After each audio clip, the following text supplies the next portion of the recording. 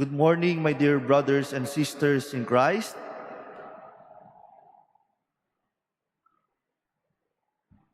Our heartfelt thanks to Monsignor Rolly and Father Viel for giving us the grace to celebrate this Holy Mass here at the Manila Cathedral as we offer our thanksgiving for the first anniversary of our ordination to the priesthood.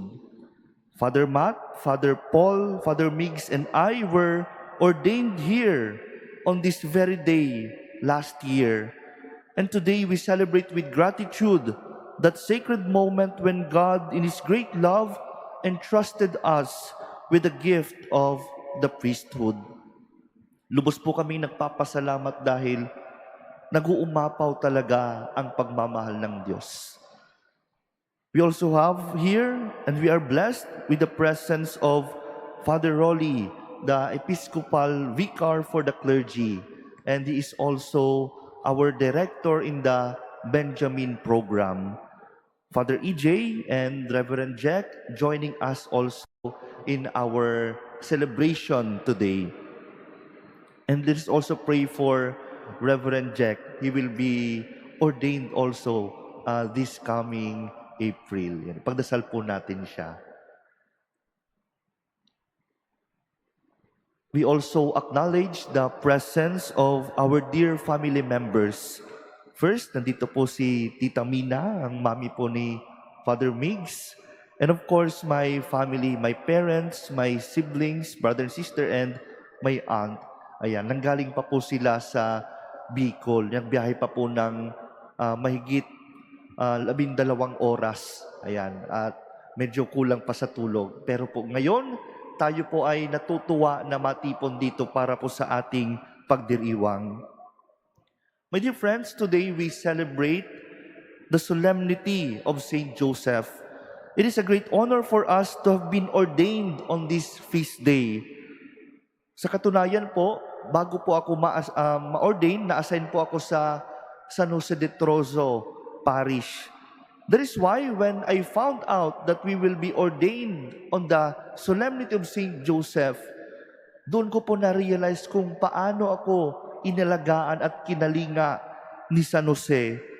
I remembered all those moments that I entrusted myself to his intercession, and finding out, that this special day will also become the special day for us. It really made me realize how much the foster father of Jesus is also making himself a father for us. Indeed, my dear friends, Saint Joseph did not cease to be a father after caring for Jesus. He continues to be a father to us, the church, and we are also the body of Christ. Pope Pius XII once said, "If you wish to be close to Christ, we again today repeat, go to Joseph. Ite ad Joseph." My dear friends, let us go to Joseph today and learn from his example. First, Saint Joseph is available. Saint Joseph is available. When he welcomed Mary and Jesus into his home, he also found his home in them. And even now, he remains available to us. He listens to our prayers and he continues to pray for us. But the question for us is this: are we available for others? Do we make time to listen? Do we find ways to avoid any opportunity of encounter with other people? For us priests, this is a very powerful message and reminder. We are told that celibacy is not only about not having a wife and a family of your own, but more importantly, celibacy is also about availability. Availability. God does not ask for perfection, only availability. My dear friends, in this first year of our priesthood, I have come to realize that it is not always about doing great things or making a mark that will last to the people. Hindi lang po ito sa paggawa ng mga malalaking bagay. Sometimes, it is simply about showing up, and it is already enough to lighten up someone's burden because in our presence, they realize that they are not alone. And so this is also a reminder for us to keep on showing up for other people, to make yourself and your presence be known, and to allow your presence become encouraging to one another. Availability turns small acts into a sacred encounter. Second, Saint Joseph is a listener of the Word of God. And he is not just a mere listener, he is a very good listener of the Word of God. In moments of uncertainty and trouble, Joseph remained at peace and listened attentively to the message of the angel. His listening guided his actions and gave clarity to his mission. Being called to follow God does not mean that we are away from trials, from problems, or difficulties, but it assures us that God is at work even in the midst of these troubles that may come in our lives. Isn't this true for all of us, my dear friends? That as followers of Christ, we continue to face many challenges. Lahat naman po tayo may pinagdaraanan. Lahat naman tayo may mga paghihirap na nararanasan sa buhay. Yet, these are invitations not to complain, but to listen to God more deeply. Kaya po sa halip na magtanong tayo, Lord, bakit nangyari to sa akin? Lord, bakit ako? Lord, lagi naman akong nagdarasal. Dami ko namang ginagawa para sa iyo. Bakit po nangyayari to sa akin? We are called to ask instead, Lord, what is your will for me in this situation?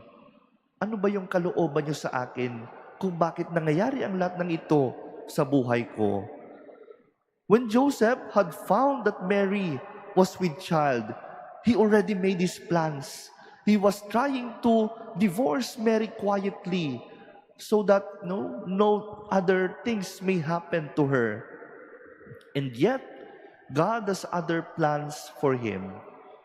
Maganda naman yung plano ni Jose, pero may mas magandang plano pala ang Diyos sa kanya. He allowed God's voice to take priority.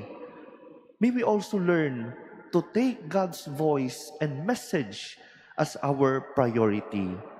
May we also learn from Saint Joseph to listen more intently and attentively to the Word of God. And third, Saint Joseph is a lover and keeper of the Eucharist. While he did not encounter Jesus in the Eucharist the way we do, as we celebrate Mass, as we attend Mass, he held in his arms the very one whom we now receive in Holy Communion. And it is Jesus who is the bread of life. If we desire to be closer to Jesus, we can go to Saint Joseph, who lived in intimate union with him. For us priests, this truth becomes even more profound. Lalo po namin na-appreciate yung closeness namin kay Jesus. Just as Joseph held Jesus in his hands with love and care, we too hold in our hands the same Jesus who offered salvation for the world. There's no place where the priest is more truly himself than in the Eucharist. There's no place where the priest is more truly himself than in the Eucharist.